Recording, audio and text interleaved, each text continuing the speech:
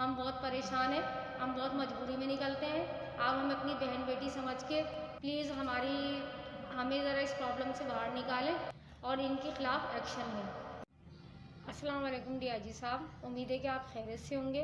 मैंने आपको फेसबुक पे देखा, आप माशाल्लाह बहुत अच्छा काम कर रहे हैं। तो मेरी आपसे एक छोटी सी रिक्वेस्ट है, मैं मज़ार के पीछे मेरी रिहाइश है, मैं स्कूल टीचर हूँ।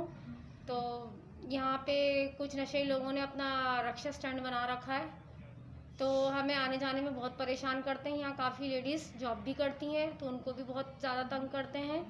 एक आध दफ़ा तो पर्स भी छीन के ले गए। तो हमने इनको एक दो लेडीज़ ने मेरे साथ में मिलके हिम्मत की इनसे बात करने की, तो हमें उल्टा हमसे बदतमीज़ी कर रहे हैं और कह रहे हैं कि तुम्हारे बाप की गली है।